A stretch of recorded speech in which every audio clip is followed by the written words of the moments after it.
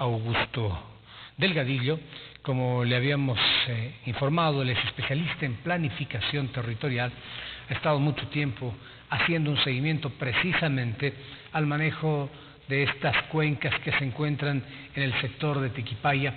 Con él hemos conversado en muchas oportunidades acerca de esa tragedia que se vivió en Tiquipaya hace aproximadamente 2 años. Está con nosotros hoy para mirar lo que aconteció. Un gusto tenerlo acá, don Augusto. Gracias por haber aceptado esta invitación. Nos hemos quedado todos sorprendidos de ver este panorama que ponemos en pantalla. Y una vez más, con la preocupación, como seguramente todos los habitantes del lugar, porque este sector ha colapsado, nuevamente el agua, nuevamente el lodo, la mazamorra, ha ingresado a algunos hogares. Si bien es cierto que la situación no ha sido tan dramática como en la anterior oportunidad, que ha cobrado vidas, que ha destrozado viviendas, sin embargo, deja la sensación a los pobladores que esto podría repetirse en cualquier momento. El municipio, en el transcurso de la gestión pasada, ha llevado adelante obras aparentemente de prevención, el dragado de este río, y también ha construido infraestructura que ha sido afectada, que ha sido destruida por las aguas, las piedras y el lodo que descendieron hoy. Y claro, uno se pregunta, ¿qué es lo que ha pasado? ¿Qué es lo que no estamos haciendo bien? ¿O es que este tipo de fenómenos son naturales y este tipo de daños también son parte de lo que la gente en Quillacollo debe comenzar a ver algo así como normal? Bueno, en primera instancia creo que es importante comprender que las obras por sí solas no van a responder a un sistema de prevención. No responden, porque toda obra tiene que tener un respaldo técnico. Ese respaldo técnico es un estudio, y ese estudio tiene que responder a una planificación territorial. Lo que se necesita es un plan de manejo de la cuenca Taquiña, un plan de manejo de la cuenca Cora. Se necesitan planes de manejo específicos para las cuencas, en que se determine con un diagnóstico territorial cuáles son los factores de amenaza, para determinar cuáles son los factores de vulnerabilidad. En este caso concreto, don Augusto, ¿no se han dado planes, estudios como los que usted menciona? Existen. Mucho más tras todo lo que ocurría hace 2 años. Como decíamos, existían estudios de Cordeco, que se trabajó desde el 92, existían estudios de PROMIC. Justamente yo fui coordinador de lo que fue el Plan de Ordenamiento Territorial del 2009 hasta el 2011, 2012 hemos trabajado. Habían estudios en que se determinaban mapas de riesgo, y justamente lo primero que se les dijo es: hay habitación, que se llama casas, hay viviendas en franjas de seguridad. Se está debilitando toda la zona de la cuenca alta por un mal uso antrópico, porque la gente está usando mal. La gente está degradando los suelos, se está acabando con la cobertura vegetal, se está desestabilizando toda la cuenca. Ya se daban advertencias claras. Para lo que es la OTB Rumimayo, Sirpita, Sirpitacoyo, todas las OTBs y aguas abajo, también se les advirtió, se les dijo, el caudal del río cada vez está más reducido. Y ya en la parte baja, por ejemplo en la cuenca Tolab y más ahí, hemos visto que había casas que se habían cerrado con rejas el río. Las casas creían que el río ya era su propiedad privada. No había respeto a las franjas de seguridad. Entonces es muy importante comprender qué es lo que significa la planificación de una cuenca. Todo curso de agua fue planificado originalmente para su caudal máximo. Ese caudal máximo no puede venir en 20, 10, 15 años. Puede que de aquí a 30 años recién vuelva a alcanzar su caudal máximo. Porque los ciclos hídricos no son regulares. No es que un año no llueve poco y va a ser ese su patrón regular. No, puede volver a alcanzar su caudal máximo. Y a partir del caudal máximo se saca una franja de seguridad en la que tiene que haber servidumbre ambiental. Ya el nombre franja de seguridad lo dice. Es para seguridad de la misma población, que no haya habitabilidad ahí, no haya casas, no haya asentamientos humanos. Y la servidumbre ambiental quiere decir que tiene que haber forestación y otro tipo de actividades forestales y con plantas arbustivas, otro tipo de manejo que mantenga el terreno sólido y también sirva como una muralla natural para proteger las viviendas. Esto no ha pasado aquí. Por lo contrario, se han aprobado planos en franjas de seguridad y ahorita estamos en un punto crítico en que las soluciones se vuelven cada vez más reducidas, porque tenemos planos aprobados Gente que está viviendo ahí y que si ya ha asumido conciencia de que está viviendo en un lugar de riesgo, ¿va a poder vender su casa ahorita? Nadie le va a comprar su casa, por más que lo ponga a precio regalado, porque ya es una zona de desastre. Ya no puede vender su casa. Actualmente el gobierno también no puede reponer su casa si se daña. Por más que tenga papeles de aprobación, el conducto regular es meterle un juicio al municipio por haber aprobado, porque es ilegal, era una franja de seguridad. Y no puede reponer algo que está ilegalmente asentado. Lamentablemente, aunque tenga papeles, hay una irregularidad en esa aprobación, porque eran franjas de seguridad. Entonces, ahí llegamos en pocas alternativas de solución. La forma de buscar solución ahorita es hacer un plan de manejo de la cuenca, en la que técnicamente, como decíamos, se vea cuáles son las amenazas. Las amenazas ya se conocen. La cuenca ya está inestable. ¿Es un nuevo plan el que debe hacerse, don Augusto? Un nuevo plan, específicamente de la cuenca, porque lo que se hizo en 2010, 2008, 92, ya está caduco. Tiene que hacerse un nuevo plan de la cuenca en el que se determine lo primero, las nuevas amenazas, porque la cuenca ya está en estado deteriorado, ya está inestable, y hay inestabilidad en los taludes, va a seguir habiendo arrastre de material. Las viviendas ya tienen un proceso de ocupación en zona de desastre. No se ha hecho lamentablemente los trabajos adecuados para rehabilitar esa zona de desastre. En estos 2 años ya debería haber habido no solo muros de contención, sino zanjas, un proceso de forestación. Ya se debería haber planificado cómo poder hacer que esas zonas de asentamientos poblados tengan un poco más de seguridad y cómo se puede readaptar ese proceso de asentamiento. No se ha dado esto. No se ha dado. Hemos visto obras que se han hecho principalmente en este sector de la avenida ecológica, obras que han sido arrasadas también. Por lo que usted nos dice, si bien eran necesarias, no eran suficientes. Había que trabajar mucho más. El problema es que han sido improvisadas. Se está improvisando, se está viendo, mira, tal vez hacemos estito y estamos, pero no responde a una política, no responde a líneas estratégicas de acción. Se está improvisando, viendo cómo solucionar al paso. Un plan de manejo de la cuenca determina todas las políticas necesarias para dar solución a las causales del problema, no a los síntomas. Estos deslaves, o estos en este caso, lo que el río ya se ha desbordado en la parte baja, es un síntoma de que la cuenca está mal, la cuenca ya está inestable. Y no es la única cuenca, como hemos dicho. Toda la franja sur del Parque Tunari tiene muchas cuencas que están cada vez en mayor deterioro. Este desastre es mínimo a comparación de lo que puede pasar en la cuenca Cora, que como ya en otras veces hemos visto, ahí tenemos un botadero, un matadero, en que se desestabiliza la cuenca y toda esa contaminación se va a bajar hacia el municipio de Colcapirhu, hacia los bajos. Entonces, mientras no se busque soluciones con una planificación adecuada y se siga improvisando con obritas, vamos a seguir cada año repitiendo lo mismo. Y va a ser cada vez más cuencas que se sumen a este tipo de desastres. Porque ahorita se está atendiendo a la cuenca Taquiña con obritas, ¿y qué pasa con las demás cuencas? Hay un estudio que determine cuál es su estado actual, cuál es su nivel de deterioro, cuál es su nivel de riesgo. Ahora, claro, la justicia tendrá que dictaminar quiénes pueden ser los responsables. Sin embargo, a nivel de tuición, ¿a quién le corresponde esto? Hay muchas competencias de por medio. Lo primero que para mí sería importante habilitar, y me preocupa mucho en esta etapa política del país, es que no se está hablando de la ley Marcelo Quiroga de Santa Cruz.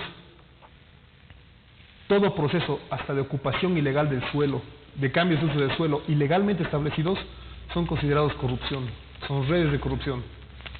En Bolivia, la mayor crisis en la planificación territorial es la corrupción que existe en el mercado de suelos. Se siguen habilitando nuevas viviendas, nuevos condominios en franjas de seguridad, en Parque Tunari, en zonas de riesgo. Si yo por un plan de ordenamiento territorial o un plan de cuenca digo, esta zona es de riesgo, no puede haber construcciones ahí porque es una zona de riesgo. En La Paz pasó lo mismo, se determinaban zonas de riesgo y se decían no pueden habitar ahí, y habitaban ahí. Había un desastre y luego querían reposición de viviendas. Entonces por ahí hay una competencia municipal, hay una competencia departamental. En el caso en el que está el Parque Tunari hay competencia de CERNAP, del Servicio Nacional de Áreas Protegidas. Hay una competencia nacional. Son muchas competencias, muchas responsabilidades que están de por medio y que van relacionadas a procesos de corrupción. Ahora, ¿por qué estas competencias? ¿Por qué estos niveles que también podrían terminar siendo corresponsables de una tragedia? Y ver cuál es la responsabilidad que también pudieron haber tenido en la tragedia pasada, no hacen algo. Este tema no le importa a nuestras autoridades, Digo porque de pronto tengo la sensación de que mucho de lo que ha ocurrido podría volver a generarse. Esto no en el afán de sembrar terror y miedo en los pobladores, sino porque las cosas hasta ahora no se las hace bien, don Augusto. Porque estamos dentro, lamentablemente, las autoridades anteriores, presentes, y si seguimos con ese mismo patrón, están más preocupadas del show político, de lo que vende, de promover. Yo me pregunto, dentro de todas las candidaturas actuales, ¿en cuál está a hablar de planificación territorial responsable bajando escalas de cuencas? ¿Quién ha puesto una propuesta así en su plan de gobierno? ¿Quién está hablando de planificación territorial responsable? De replantear todos los planes que se están trabajando en municipios y departamentos. Acabo de venir de Potosí, que también ha habido un desastre. Actualmente estoy trabajando también en el proyecto de Potosí y está en lo mismo, todas las cuencas están deterioradas. No hay ningún proyecto serio que esté preocupándose de planes de manejo de cuencas. Generalmente se hacen los planes de manejo cuando va a haber algún proyecto como una presa o alguna infraestructura en que se tiene que hacer el estudio de la cuenca. Por ejemplo, ahorita yo estoy trabajando con la cuenca Paranturi y recién se está haciendo el estudio de la cuenca porque va a haber una represa. Si no se hiciera la represa, no habría ninguna preocupación de si la cuenca está bien o está mal. Lo mismo pasa en Cochabamba. Si va a haber algún proyecto grande, recién se va a hacer el estudio. O si va a haber un desastre. Es lamentable que tengamos que esperar a que haya un desastre para darnos cuenta que hay una falencia. Y lo peor es que no nos hemos dado cuenta. Hasta 2 años ya que ha pasado. Sí, no avanzamos. O sea, no hemos hecho mucho. O probablemente nada.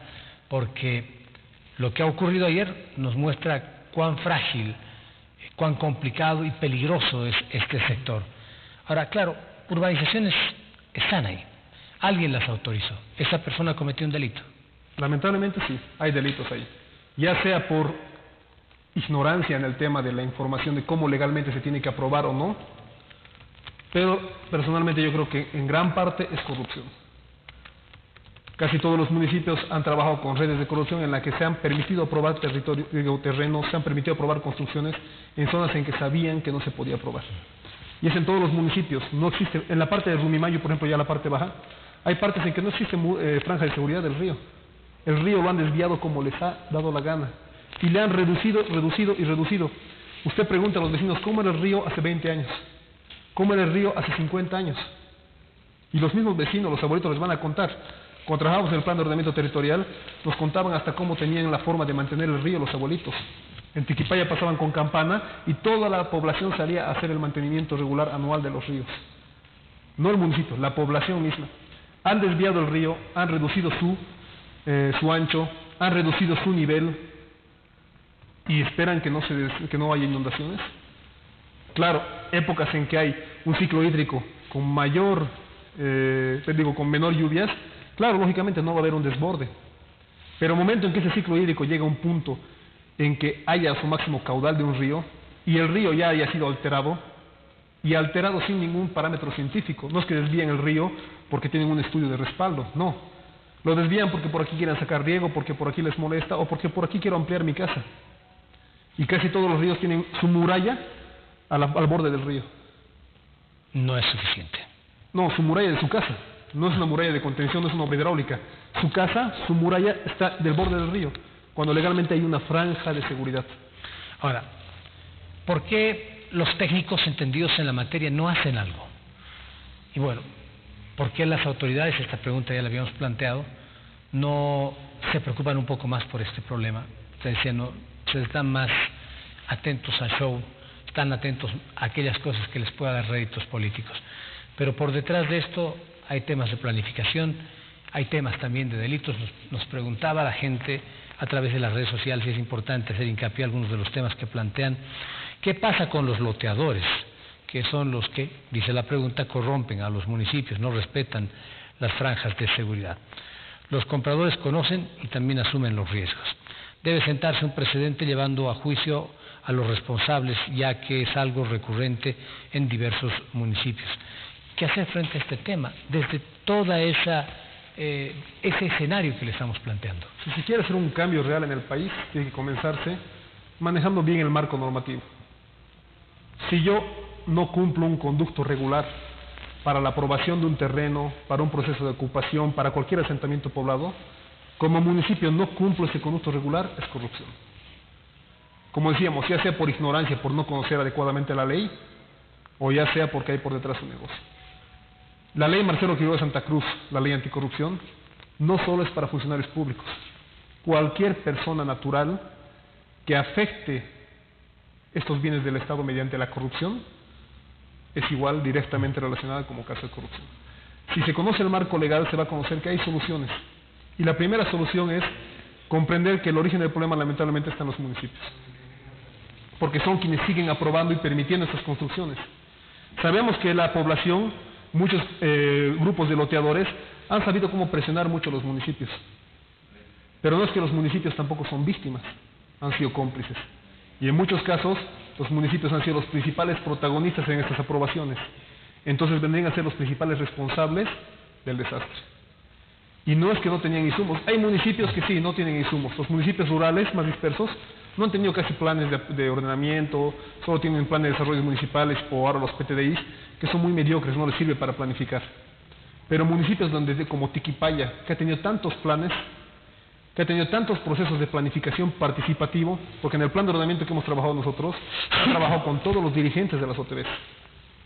Se ha hablado de estos temas con los dirigentes. Se les ha mostrado el mapa de riesgos. Se les ha dicho, miren, esos puntos rojos, esas líneas rojas, son zonas de riesgo. Puede haber inundación, puede haber deslave, puede haber deslizamiento. Y en la mayoría de los casos se nos han reído en la cara. Porque lamentablemente, hasta que no pasa el desastre, a veces la población no reacciona. Pero tenemos que cambiar ese patrón, porque si no, no solamente es el problema de que viene a haber desastres, viene a haber gente dañada, viene a haber también un daño económico grave para el Estado. Porque ahorita el Estado, para poder... ¿Quién responde aquello? ¿Quién va a responder todo ahorita? Y lamentablemente para mí lo que más me da pena es la población que ahorita está atada de manos, los que viven ahí. No pueden vender sus terrenos. Es muy difícil que se logre un proceso legal para hacer una reposición y un reasentamiento. Porque primero no hay suelos casi para que se haga un reasentamiento. Después no hay muchos recursos legales que te permita reasentarlos y reponerles sus bienes dañados, porque estaban en una franja de seguridad.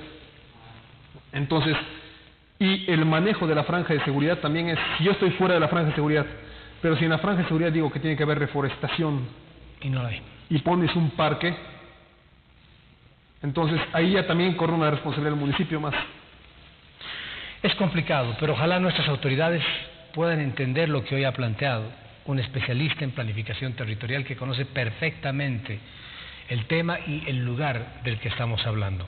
Don Augusto, gracias por habernos traído temas en un análisis tan importante en torno a este tema, y ojalá que nuestras autoridades, al escucharlo hoy, puedan nutrirse de todos estos elementos para evitar mayores tragedias en Cochabamba.